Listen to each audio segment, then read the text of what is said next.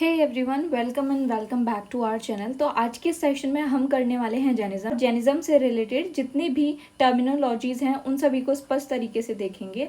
आगे के सेशन में हम बुद्धिज्म और जैनिज्म दोनों के ही प्रीवियस ईयर क्वेश्चंस और एमसीक्यूज को प्रैक्टिस करने की कोशिश करेंगे। So without any further delay let's get started. तो सबसे पहले हम देखते हैं रीज़न ऑफ जैनिज्म। तो ऑलरेडी हम बुद्धिज्म और जैनिज्म के रीजंस पढ़ चुके हैं कि क्या क्या रीजंस थे, तो हम यहाँ पर अपना बिल्कुल भी टाइम वेस्ट नहीं करेंगे।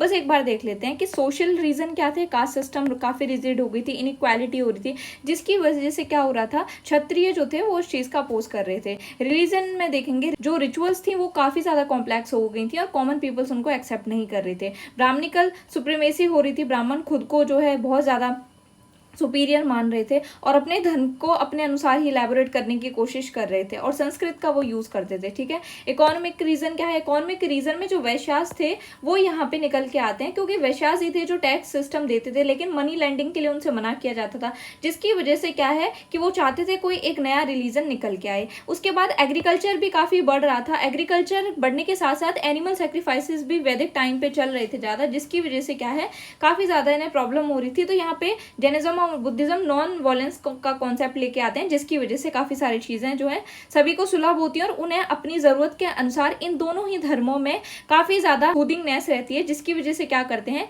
कि लोग इन दोनों धर्मों को एक्सेप्ट करते हैं। ठीक है, अब हम आगे बढ़ते हैं। यहाँ पे सबसे पहले क्या देखेंगे हम, जैन धर्म में जो है टोटल कितने तीर्थंकर्स हैं, तो टोटल 24 तीर्थंकर्स हैं। और इनको तीर्थंकर और निग्रंथ किसको कहते हैं? तो देखो, जो भी फाउंडर होंगे उनको बोलेंगे तीर्थंकर्स, और जो भी निग्रंथ होंगे वो यानी कि मॉन्क होते हैं, यानी कि जो साधु होते हैं, महात्मा होते हैं, उन्हें निग्रंथ कहा जाता है। और संस्थापकों को क्या कहा जाता है? तीर्थंकर्स कहा जाता है। तो यहाँ पे जैन धर्म में टोटल 24 तीर्थंकर्स हैं, सभी के बारे में देखेंगे जो इंपॉर्टेंट है, और उसके बाद महावीर स्वामी के बारे में देखेंगे और उनकी टीचिंग्स को देखेंगे। तो सबसे पहले है आदिनाथ या ऋषभ देव। आदिनाथ जो है फर्स्ट तीर्थंकर है और इक्ष्वाकु वंश से रिलेटेड है। इन्हें जो है बुल के यानी कि वृषभ के प्रतीक के द्वारा इन्हें शो किया जाता है, और अयोध्या जो है अयोध्या से ये रिलेटेड है। ठीक है, सेकंड है अजीतनाथ, बल है अजीतनाथ का, वो है एलिफेंट। ठीक है, थर्ड है संभवनाथ। ठीक है, उसके बाद है मल्लीनाथ। मल्लीनाथ 19th है और इन्हें कलश जो है इनका सिंबल है। आगे है नेमिनाथ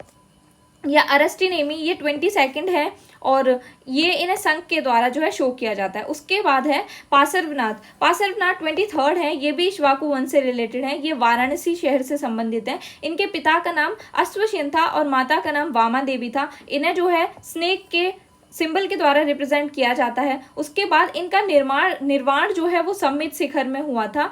इनकी साधना के 84th डे में इन्हें ज्ञान प्राप्ति हो गई थी। इनके जो फॉलोअर्स होते हैं पार्श्वनाथ के, वो सफेद कपड़े पहनते हैं। ठीक है, 24वें और लास्ट जो तीर्थंकर थे वो महावीर स्वामी थे। ठीक है, अब हम यहाँ पे देखते हैं कौन कौन से तीर्थंकर हैं और उनसे रिलेटेड क्या क्या सिंबल है, उनका बर्थ प्लेस कहाँ है, प्लेस ऑफ निर्वाण कहाँ है। तो सबसे पहले है लॉर्ड ऋषभ, जिनका सिंबल है बुल, और ये कहाँ पे है? अयोध्या में है, और इनका प्लेस ऑफ निर्वाण जो है वो अष्टपद है। ठीक है, अजीतनाथ है सेकंड, वो है एलिफेंट सिंबल है, अयोध्या में है और ये समेत शिखर में है। उसके बाद है संभवनाथ। संभवनाथ का है हॉर्स, और श्रावस्ती इनका बर्थ प्लेस है। समेत शिखर इनका भी निर्वाण प्लेस है। तो यहाँ पे ऑलमोस्ट सबके यहाँ पे समेत शिखर ही जो है 2nd से लेके 10th तक सबके समेत शिखर ही यहाँ पे प्लेस है। ठीक है, तो ये इंपॉर्टेंट थे, बाकी आप लोग देख लेना यहाँ पे जो भी सिंबल्स दे रखे हैं। यहाँ पे एक चीज समझते हैं, देखो यहाँ 14 स्टेप होते हैं जैनिज्म में। स्टेप नंबर 1 जो है यहाँ पे होते हैं सेंट, यानी कि जो भी संत होते हैं, साधु होते हैं। उसके बाद इन्हें ऐसे 14 स्टेप तक ऊपर जाना होता है।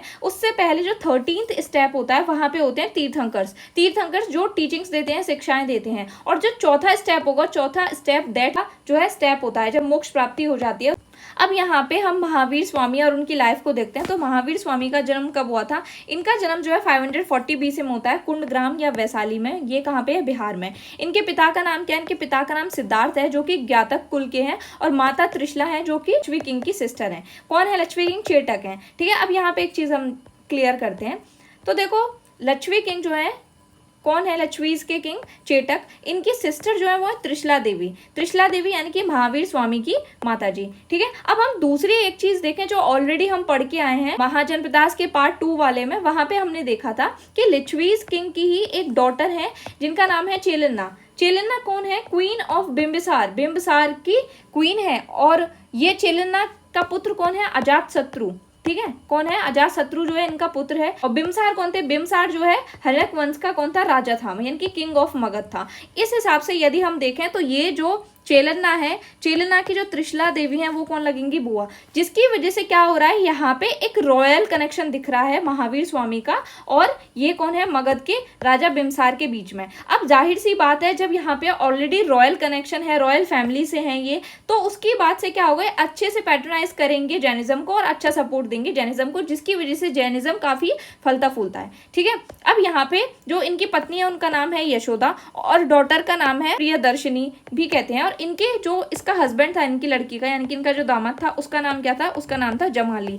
जमाली जो होगा वो महावीर स्वामी का पहला फॉलोअर होगा। ठीक है, अब यहाँ पे आगे देखते हैं। देखो इन्होंने 30 की एज में जो है घर को छोड़ दिया था, उसके बाद 12 वर्ष तक ये तपस्या करते हैं और उसके बाद 42 वर्ष की एज में इन्हें कैवल्य प्राप्त होता है। कैवल्य यानी कि सुप्रीम नॉलेज, इन्हें ज्ञान की प्राप्ति होती है। और जब इन्हें ज्ञान प्राप्त हो जाता है तो ज्ञान प्राप्त के बाद ये क्या कहलाते हैं, ज्ञान प्राप्ति के बाद ये क्या कहलाएंगे, ये कहलाएंगे जिन। जिन मतलब क्या है, जिन बोलते हैं विजेता को, किसको बोलते हैं, विजेता को। ठीक है, उसके बाद क्या कहलाएंगे, अहर्त। अर्थ, अर्थ मतलब क्या होता है, अर्थ का मतलब होता है पूज्य, जो पूजने योग्य है। उसके बाद कहलाएंगे ये निग्रंथ।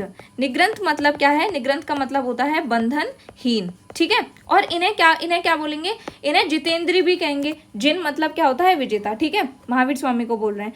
अब हम आगे देखते हैं, इन्होंने, हाँ देखो यहाँ पे ऑलरेडी टाइटल्स क्या है इनके, महावीर, जिन और निग्रंथ। ठीक है, अब है इन्होंने जो है बिम्बसार और अजातशत्रु दोनों के कोर्ट्स में भी महावीर स्वामी गए थे। अब इनकी डेथ कहाँ होती है, तो इनकी जो 42 ईयर्स की एज में इनकी डेथ 468 BC में पावा में होती है। पावा कहाँ है, राजगीर में है।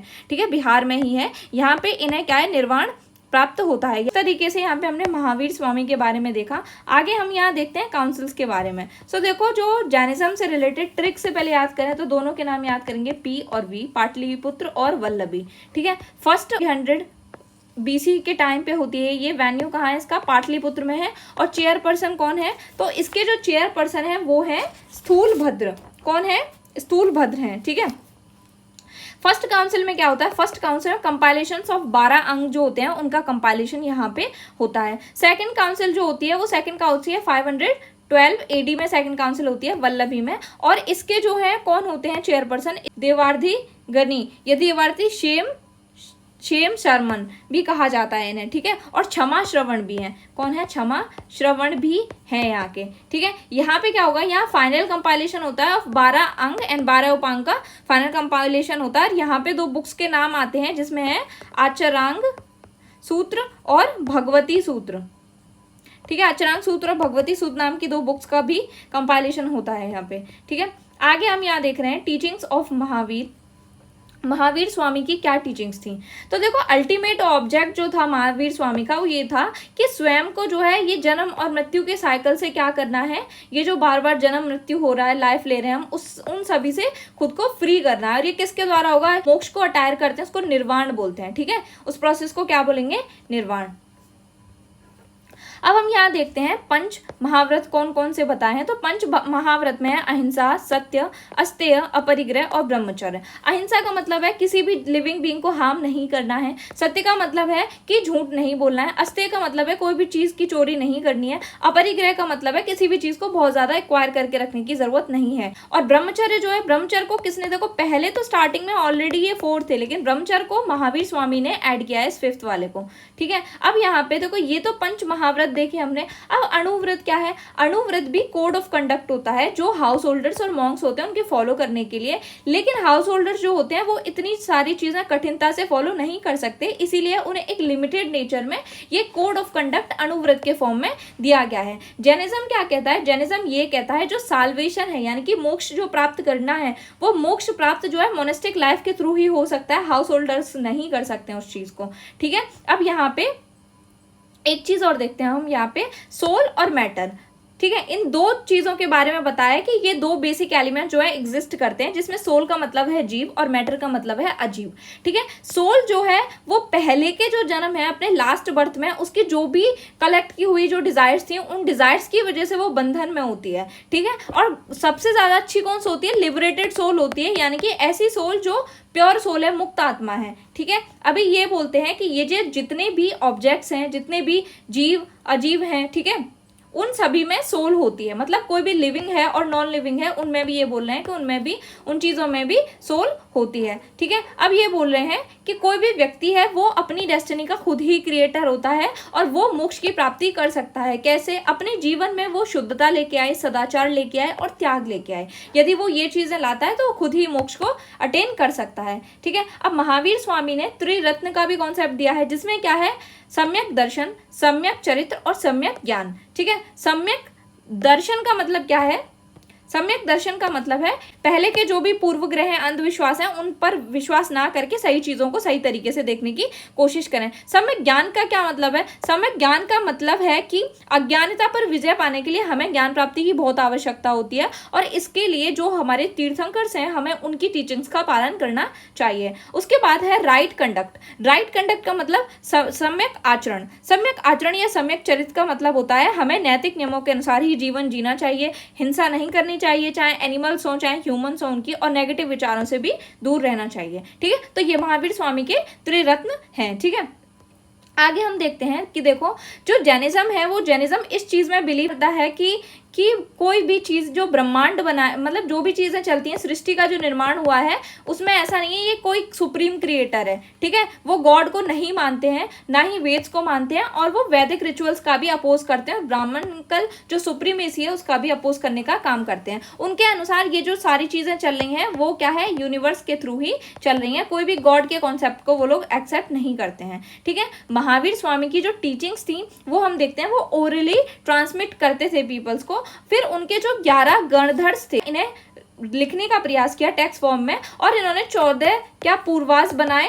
ठीक है, और क्या 12 अंग बनाए। ठीक है, इन अंग में आचार्य सूत्र और भगवती सूत्र जो है क्या है? ये मोस्ट इंपॉर्टेंट अंग हैं। ठीक है, अब आगे एक कॉन्सेप्ट और देखते हैं, उसमें है श्यावाद। श्यावाद मतलब थ्योरी ऑफ जजमेंट। यहाँ पे क्या कहते हैं कि हमें जो जानकारी रहती है, हमारी जो नॉलेज है वो पार्शियल होती है हमारे पास। ठीक है, क्या होती है? पार्शियल होती है, और हमेशा ऐसा नहीं है कि जो चीज़ों की जानकारी हमें है वो हमेशा ही सही निकले। एक निर्णायक तर्क करने की बजाय ये बोलते हैं कि 7 प्रकार के संभावित वक्तव्य जो हैं वो दिए जा सकते हैं। ठीक है, और आगे यदि हम देखें तो आगे है एक अनेकांतवाद। ठीक है, अनेकांतवाद मतलब अनेकांत यानी कि अनेक अंत होते हैं। जो अल्टीमेट थ्योरी है वो बहुत ही ज्यादा कॉम्प्लेक्स है और उसके मल्टीपल एस्पेक्ट्स हो सकते हैं। इसको हम एक स्टोरी के थ्रू समझते हैं। तो देखो यहाँ पे क्या होता है, एक गांव में एक 6 अंधे होते हैं। ठीक है, एक दिन गांव में एक हाथी आता है और उस हाथी के आने पर लोग कहते हैं कि देखो गांव में हाथी आता है। तो ये जो अंधे थे 6 ये सोचते हैं कि हम तो देख नहीं सकते लेकिन हम जाके फील कर सकते हैं उसको छू के। ठीक है, जब ये लोग हाथी के पास आते हैं तो कोई एक किसी पार्ट को छूता है, सूंड को छुआ तो उसने बोला ये स्नेक है, किसी ने पैर को छुआ तो बोल रहा है ये ट्री है, किसी ने पेट को छुआ तो ये बोल रहा है वॉल है, और किसी ने पूंछ को छुआ है तो ये बोल रहा है हाथी का मतलब एक रस्सी जैसा होता है, किसी ने कान को छुआ तो बोल रहा है क्या है कि ये फैन जैसा है। तो इस तरीके से ये अपने अपने विचार बताने लगे और आपस में झगड़ने लगे। एक व्यक्ति वहां से जाता है, इन्हें लड़ता हुआ देखता है, तो वो व्यक्ति बोलता है कि तुम सब अपनी जगह जगह सही हो, क्योंकि तुम सभी ने क्या किया है, हाथी के अलग अलग पार्ट्स को टच किया है और उसके थ्रू तुम उसे इलेबोरेट करने की कोशिश कर रहे हो। क्योंकि लेकिन हाथी जो क्या है उसमें ये सभी चीजें हैं लेकिन वो एक अलग स्ट्रक्चर है। तो इससे हम क्या समझते हैं? इससे हम समझते हैं कि जो सत्य है वो मल्टीपल एस्पेक्ट्स हो सकते हैं, जो अल्टीमेट ट्रूथ और रियलिटी है वो बहुत ज्यादा कॉम्प्लेक्स है, उसके बहुत ज्यादा मल्टीपल एस्पेक्ट्स हो सकते हैं। ठीक है, अब हम यहाँ देख रहे हैं 8 ऑस्पिशियस सिंबल, बहुत पवित्र 8 सिंबल्स माने जाते हैं जैनिज्म में, उनको देखेंगे। तो यहाँ पे देखो सबसे पहले स्वास्तिक। स्वास्तिक जो है वो पीस और वेल बीइंग का है। उसके बाद है नंदवर्त। नंदवर्त क्या है? ये स्वास्तिक की तरह ही है बट इसके 9 सिरे होते हैं। ठीक है, उसके बाद है भद्रासन। भद्रासन का मतलब है कि एक ऐसा सिंहासन है जो कि जैन के पवित्र चरणों के द्वारा क्या हुआ है? पवित्र हो गया है। श्रीवत्स क्या है? श्रीवत्स एक मार्क है, एक चिन्ह है जो कि कहाँ होता है? तीर्थंकर के चेस्ट में पाया जाता है। ठीक है, ये है दर्पण। दर्पण का मतलब है एक मिरर है जिसमें कि जो हमारी इनर सोल है वो क्या होती है? रिफ्लेक्ट होती है। ठीक है, इसके बाद है मीन युगल। मीन युगल यहाँ पे क्या है? ये कपल ऑफ फिश है, एक मछली का जोड़ा है जो इंद्रियों पर विजय को शो करता है। ठीक है, उसके बाद है वर्धमानक। वर्धमानक क्या है? वर्धमान एक दीपक जैसी प्लेट होती है जो क्या शो करती है? जो धन योग्यता में वृद्धि को प्रदर्शित करती है। उसके बाद है कलश। कलश क्या है? एक पॉट है जो कि प्योर वाटर के द्वारा फिल है। ठीक है, तो ये जो है क्या है? ये 8 जो है बहुत ही पवित्र क्या है? प्रतीक दिए गए हैं। इन्हें और क्या बोलते हैं? इन्हें बोलते हैं अष्ट मंगल, एक सेकेंड, इन्हें क्या बोल रहे हैं, इन्हें बोल रहे हैं अष्टमंगल कह रहे हैं, ठीक है। अब हम आगे देखते हैं। सो देखो हमने क्या क्या पहले महावीर स्वामी की टीचिंग्स में क्या क्या देखा, पंच महाव्रत के बारे में देखा, अणुव्रत के बारे में देखा, उसके बाद idea of soul and matter के बारे में देखा, आइडिया ऑफ मोक्ष देखा, किस तरीके से मोक्ष प्राप्त कर सकते हैं, 3 ज्वेल्स देखे, ठीक है, या त्रिरत्न, ठीक है। उसके बाद गॉड और वेद को नहीं मानते, उसके बाद श्यावाद देखा और एक अनेकांतवाद देखा, ठीक है। आगे हम यहाँ पे एक कॉन्सेप्ट और देखते हैं। देखो ये इंपॉर्टेंट है, इसको समझना। हमने देखा कि 2 चीजें ही एग्जिस्ट करती हैं, क्या है, सोल और मैटर, यानी कि जीव और अजीव, ठीक है। जो भी सोल है वो कुछ कर्म करती है, तो कर्म करने को क्या बोल रहे हैं, अश्राव, ठीक है। क्या बोलेंगे, अश्राव, यानी कि जब कोई सोल कर्म करेगी तो कर्म के द्वारा क्या होगी, वो उसका कर्म का बंधन हो जाएगा सोल के साथ, ठीक है, इसको अश्राव कहते हैं। लेकिन जब क्या करेंगे, जब कर्म को रोक देंगे तो इसको बोलेंगे संवरा, और जब एकदम ही कर्म को खाली कर देंगे स्वयं के अंदर से तो उसको बोलेंगे निर्जरा। अब इसको 2 एग्जांपल्स के थ्रू हम देखते हैं। एग्जांपल नंबर 1 यहाँ पे है कि ये कोई एक टैंक है, इस टैंक में पानी भर दिया है, यहाँ से टंकी चल रही है, ठीक है। यदि हम टंकी को बंद कर दें और पानी यहाँ तक फिल हो गया है तो इसको क्या बोलेंगे, इसको बोलेंगे संवरा, ठीक है, संवरा। लेकिन पानी तो ऑलरेडी है उसमें, अभी यदि बंद कर दिया है तो जो पानी था वो तो रहेगा ही, लेकिन हम वेट करेंगे कि सन जो है, सन की धूप से ये पानी इवेपोरेट हो जाए और टैंक खाली हो जाए। जब ये टैंक पूरी तरह से खाली हो जाएगा तो उसको बोलेंगे निर्जरा। तो यानी कि संवरा है कि मतलब अभी हमने कर्मों को एक सोल से जुड़ने के को स्टॉप किया है तो इसको बोल रहे हैं संवरा। लेकिन निर्जरा क्या है, निर्जरा मतलब वो जो पानी था ऑलरेडी, जो चीजें थी वो उड़ जाए, एकदम खाली हो जाए, कर्म से अलग होना ही निर्जरा कहलाता है। इसको दूसरे एग्जाम्पल से यहाँ समझते हैं। एक व्यक्ति है, वो नाव में बैठा है, इस कोने से, ये नदी है, नदी का इस कोने से वो इस कोने को पार करके यहाँ जाना चाहता है, ठीक है। वो नाव में बैठ जा रहा है, लेकिन नाव में क्या है, एक छेद है, तो धीरे धीरे पानी उस छेद से नाव के अंदर जा रहा है। तो यहाँ पे हम देखें, ये जो बोट है, बोट क्या है, बोट शो करती है हमारी बॉडी को। उसके बाद ये व्यक्ति किसको शो कर रहा है, ये सोल को शो कर रहा है। ये जो होल हो रहा है ये क्या है, यही कारण है पानी के अंदर जाने का। और ये जो पानी इस बोट के अंदर चला गया है, ये क्या है, ये है अश्रव। अश्राव यानी कि कर्मों का आत्मा में आगमन। ये जो कर्म है इस होल के थ्रू होके आत्मा में आ रहे हैं, ठीक है। यदि ये पानी यहाँ पे क्या है, रुक जाए बोट में, ठीक है, तो इसको क्या बोल रहे हैं, इसको बॉन्डेज बोलेंगे, ठीक है। यानी कि अब क्या है, अब कर्म जो है सोल से जुड़ रहे हैं, ठीक है। अब यहाँ पे और 2-3 चीज देखते हैं। यदि हम इस होल को बंद कर दें, ये जो यहाँ पे बोट में होल है इसे बंद कर दें, तो इसको बोलेंगे संवरा, यानी कि जो नए कर्म है अब उनका आना रुक गया है। और जो पानी ऑलरेडी बोट में ये है, इसको यदि हम फेंक दें बाहर तो निकाल के, तो इसको क्या बोलेंगे, निर्जरा। और ये किसके द्वारा होगा, तपस्या और त्याग के द्वारा निर्जरा होता है। यदि हम इस रिवर को, जैसे हम पानी फेंक देंगे, जब वोट में पानी नहीं रहेगा तो हम इस किनारे से इस किनारे पे आ जाएंगे, यहाँ पे ये वोट आ जाएगी। और जब ये वोट जो है नदी को क्रॉस कर जाती है तो इसको बोलते हैं मोक्ष। इसको क्या बोलेंगे, मोक्ष। और सोल कहलाती है, सिद्ध अवस्था की सोल कहलाती है, ठीक है। तो आई होप इस तरीके से समझ में आया होगा। यहाँ पे एक चीज और देखो, जो भी सोल मुक्त नहीं होती है तो वो 4 स्टेज में रहती है। किस स्टेज में रहेगी, वो हेल में रह सकती है, नरक में, भगवान में, या फिर मनुष्य में, या फिर प्लांट और एनिमल्स में भी रहती है, ठीक है।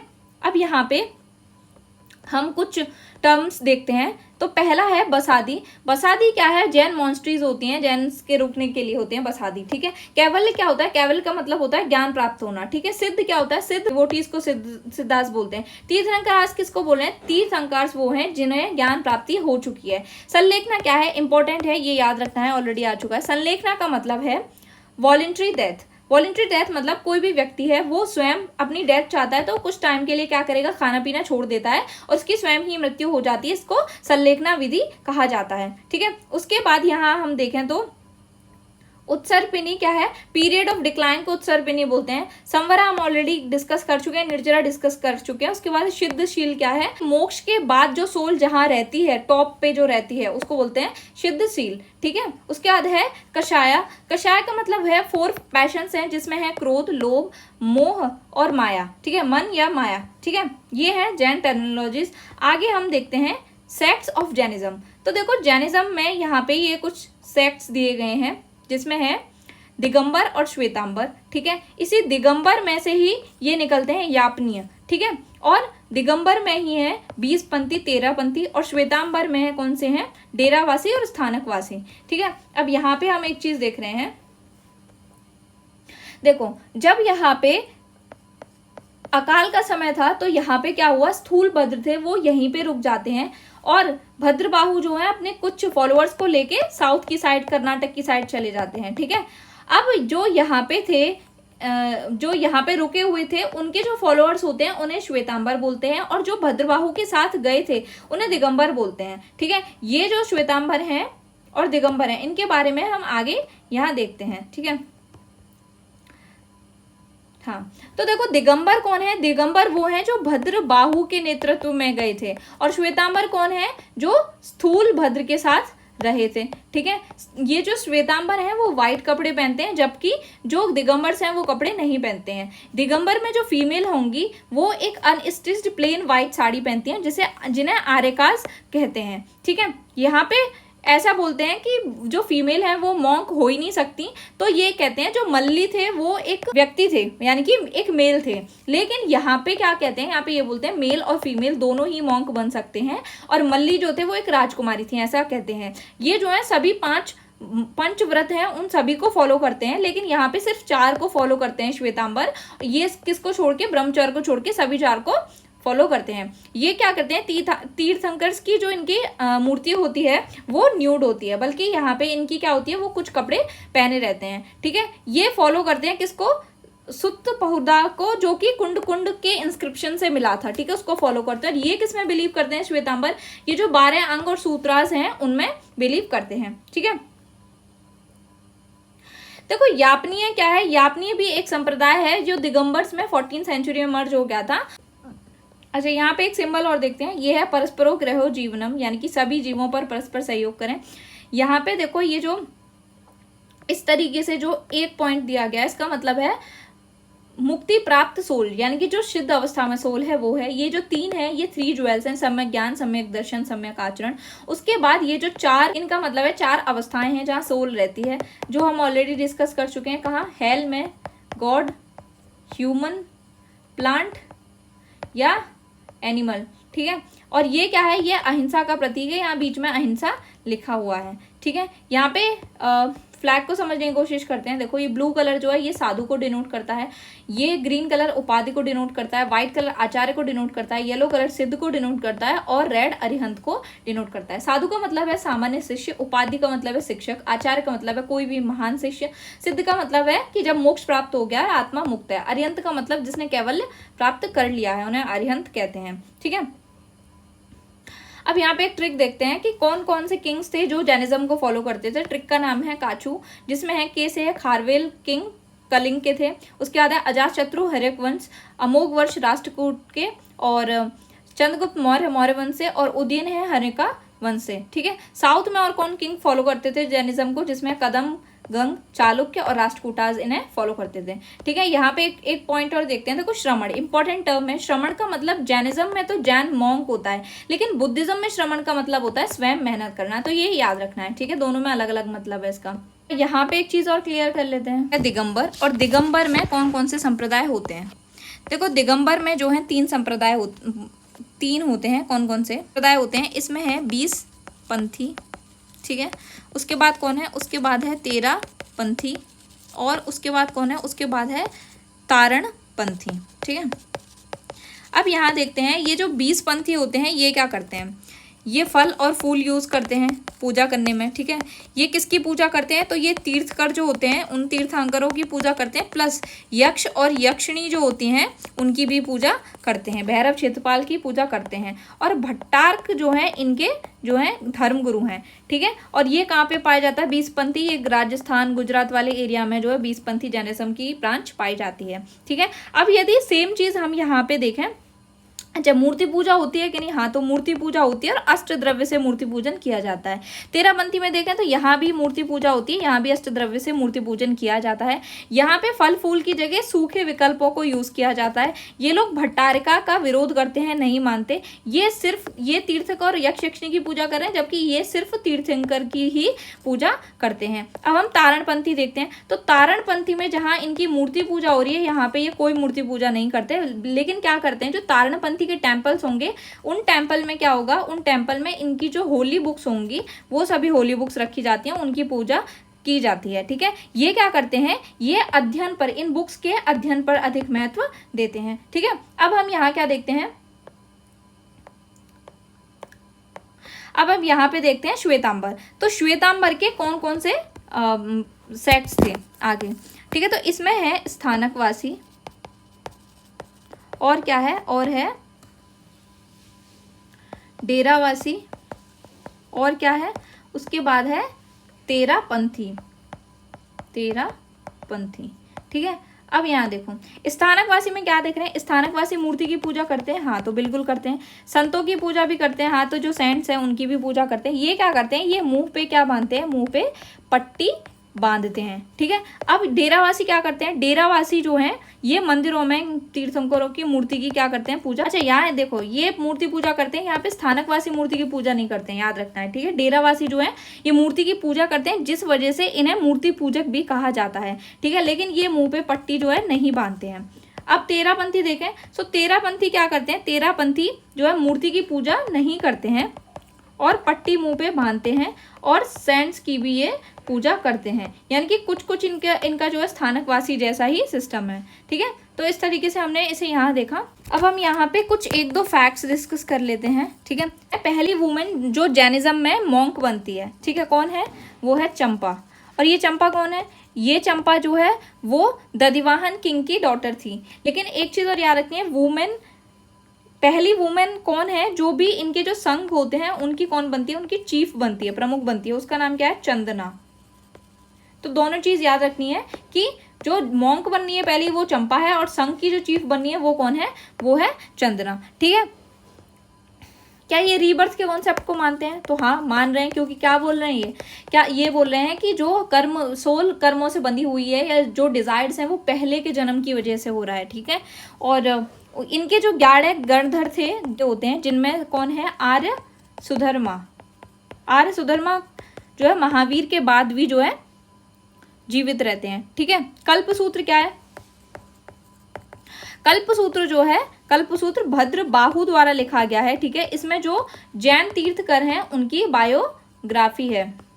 ठीक है, उनकी क्या है, उनकी बायोग्राफी है। एक दो पॉइंट्स और देख लेते हैं। महावीर स्वामी ने जो स्टार्टिंग में क्या दिए थे, उपदेश दिए थे, किसने दिए थे, महावीर स्वामी जी ने दिए थे उपदेश। उनके उपदेशों को क्या बोलते हैं, उनके उपदेशों को पर्व कहा जाता है, और ये 14 खंडों में डिवाइड होते हैं। ठीक है, मूल रूप से जो जैन सिद्धांत हैं वो 85 है, और उनको क्या बोलते हैं, उनको अगम कहा जाता है। तो ये भी याद रखना है, क्या कहा जाता है, अगम कहा जाता है। और ये किस लैंग्वेज में है, तो ये अर्धमागधी लैंग्वेज में। अच्छा, एक चीज़ और याद रखनी है यहाँ पे, एक इम्पॉर्टेंट चीज़, कि हम ऑलरेडी जैनिज्म लिटरेचर वाला टॉपिक है, ये पूरा ऑलरेडी एक वीडियो में कंप्लीट कर चुके हैं, और जैनिज्म से रिलेटेड जो भी टेक्स्ट हैं वो आप वहाँ पे जाके डाउट्स क्लियर कर सकते हैं। ठीक है,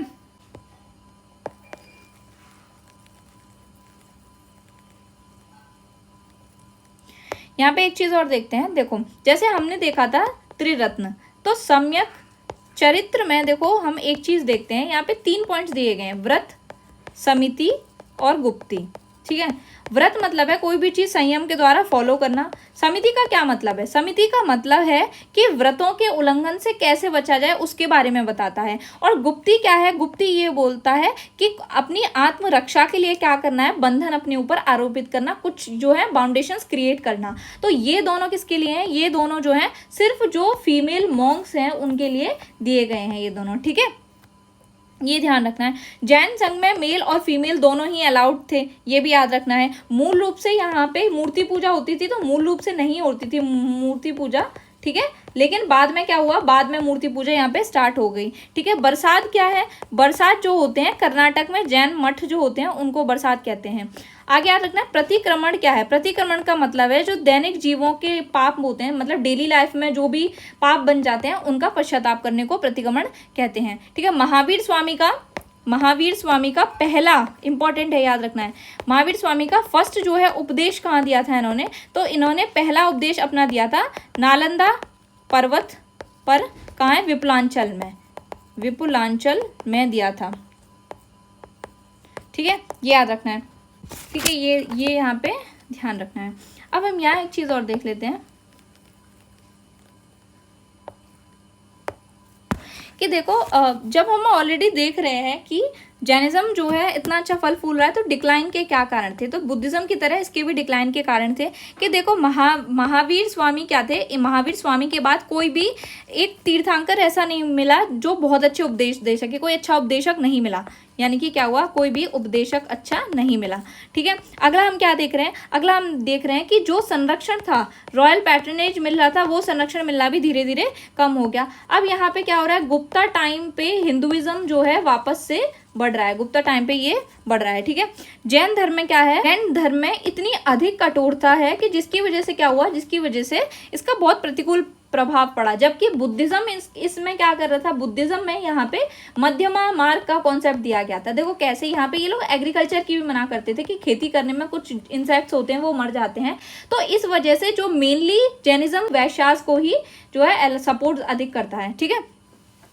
उसके बाद हम एक चीज और देखें तो उसके बाद क्या है, जो जैन संप्रदाय में जो जब डिवाइड हो जाता है श्वेतांबर और दिगंबर, तो यहाँ से भी काफी सारी प्रॉब्लम्स आने लगती हैं, ठीक है। उसके बाद जैनिज्म और बुद्धिज्म का सामना जो हिंदू थे, हिंदुइज्म से रिलेटेड जो प्रचारक थे उनसे होता है, जैसे कि कौन हो गए, निम्बार्क हो गए, और कौन हो गए, रामानुज, शंकराचार्य, ठीक है। तो इन सभी से क्या होता है, इन सभी से इनका सामना होता है। तो ये सभी रीजंस थे जैनिज्म के डिक्लाइन के, ठीक है। जैनिज्म के कुछ हम यहाँ पे इंपॉर्टेंट इवेंट्स भी देख लेते हैं। कुछ इंपॉर्टेंट इवेंट्स क्या होते हैं, तो देखो इसमें है, एक है छायावाण कल्याणक, ठीक है। इसका मतलब क्या है, छायावाण कल्याणक का मतलब होता है जब माँ के वॉम में सोल जो होती है वो एंटर करती है, इसको बोलते हैं। उसके बाद बोलते हैं जन्म कल्याणक, जन्म कल्याणक का मतलब है जन्म होना, ठीक है। उसके बाद है दीक्षा कल्याणक, दीक्षा कल्याणक का मतलब है घर को छोड़ देना, ठीक है। उसके बाद है कैवल्य ज्ञान, केवल ज्ञान का मतलब है ज्ञान प्राप्त होना। उसके बाद है निर्वाण, तो निर्वाण का मतलब क्या है, निर्वाण का मतलब है डेथ, ठीक है। तो ये याद रखना है। तो हम ऑलमोस्ट यहाँ पे सारी चीज़ें कंप्लीट कर चुके हैं। इससे रिलेटेड जो लिटरेचर वाला चैप्टर है वो ऑलरेडी हम कर चुके हैं इस टॉपिक को दूसरी वीडियो में, उसका लिंक जो है डिस्क्रिप्शन में दिया गया है, आप वहाँ जाके चेक कर सकते हैं इसको। सो इस तरीके से हमने यहाँ पे जो ऑलमोस्ट सारी चीज़ों को कंप्लीट किया। If you want a video ना जैनिज्म से रिलेटेड जो भी इम्पोर्टेंट क्या है, जो भी इम्पोर्टेंट तीर्थ स्थल हैं उनके, या दूसरा क्या है, दूसरा है जैनिज्म से रिलेटेड क्या है, फेस्टिवल, और तीसरा है जैनिज्म से रिलेटेड जो भी आर्ट एंड आर्किटेक्चर है, ठीक है। इससे रिलेटेड कंप्लीट वीडियो चाहिए कि एक शॉर्ट वीडियो में ही पूरा कंप्लीट हो जाए, जितने इनके स्तूपाज हैं, गुफाएं हैं, मंदिर वगैरह बनवाए गए हैं, पेंटिंग्स हैं, तो इस सभी से रिलेटेड एक ही टॉपिक में कंप्लीट हो जाए। So if you want this type of video let me know in the comment section below, ठीक है। So if you found this video useful, then please like, comment, share and subscribe our channel, and thank you for watching.